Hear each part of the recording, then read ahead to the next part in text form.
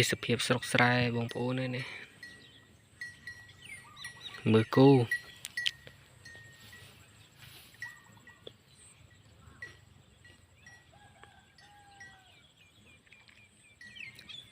ស្មៅមកកណត់ចង់ស៊ីទេភ្លៀងធ្លាក់មកមេធំប៉ុន្តែព្យួរនៅតែអត់មុតទៅនេះហើយគូរបស់ខ្ញុំអត់មានច្រើនទេតែ5 6ក្បាលទេ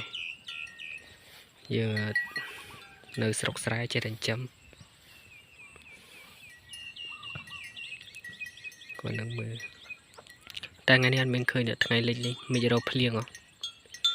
ពីមីរោភ្លៀងទៅអត់មានថ្ងៃលិចនេះ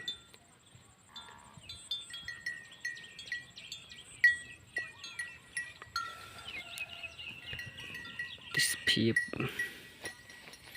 ខានចេញវីដេអូមករយៈធំមែនតើ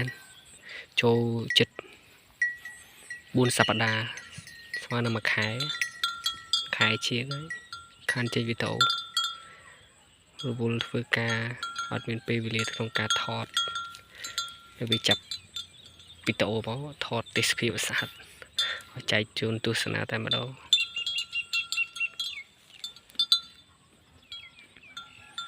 ម៉ោង 5 ជាងជិតដល់ម៉ោងដឹកគ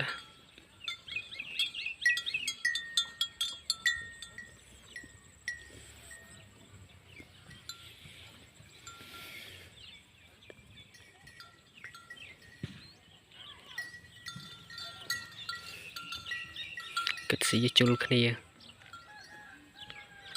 ជួមុតប៉ុន្តែផុងដល់ខាងនេះព្យួរអត់សូវមុតដល់ខាងនេះមុតប៉ុន្តែផុងគូយន្តចូលអត់កើតផុង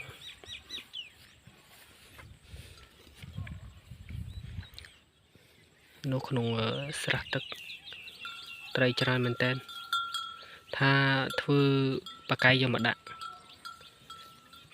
តែបានធ្វើអត់បានតែកាប់ផ្សៃយកមកធ្វើបកាយ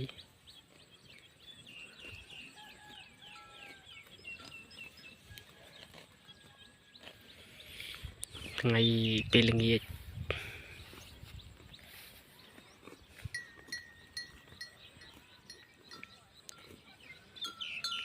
សម្រាប់អ្នកស្រែមានតែប៉ុណ្្នឹងទេហើយតិចទៀតគឺដឹកជីដឹកអីដាក់ស្រែដល់ខែដែលត្រូវធ្វើស្រែទៀតហើយខាងនោះចកាគេដើមទៅសក់គេគូត្រូវការចងទាំងអស់បើស្រួលយើងអត់បានមើលកូនគូចូលតាមណាំគេយើងគេចាប់អស់លុយទៀត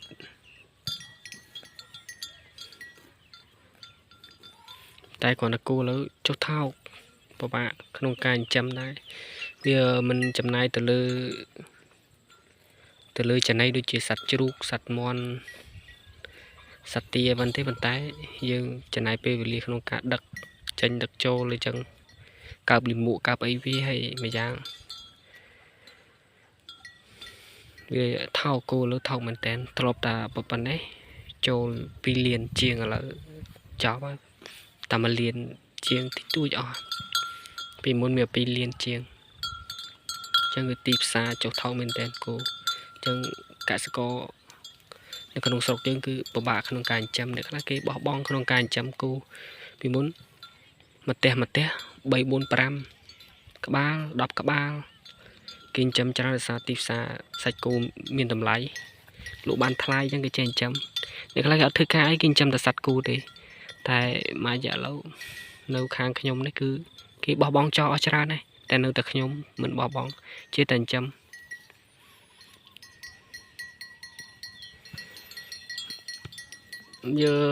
ចំពោះចិញ្ចឹមសត្វគោយើងត្រូវការចំណាយមនុស្សម្នាក់ដើម្បីមកមើលថែទាំវាដែរយើងធ្វើការដឹក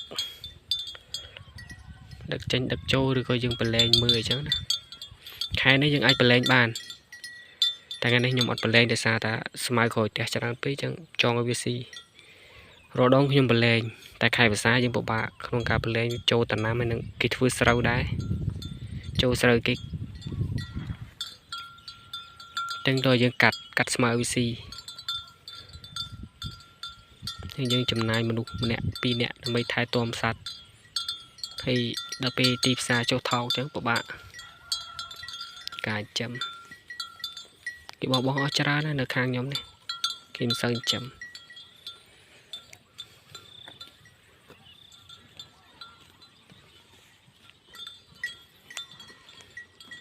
ប៉ុន្តែមកធ្លាប់តាមកលៀនជាងលៀន5មាន60ឥឡូវទៅរកណាតែមកលៀនគេមិនចង់មើលដោយសារតែថោកពេកចឹងមានចាំឲ្យល្អមើលឲ្យថាមានជាមានគូគេទេព្រោះយើងមិនដឹងធ្វើអីក្រៅពីធ្វើស្រែទៅចាញ់ចាំ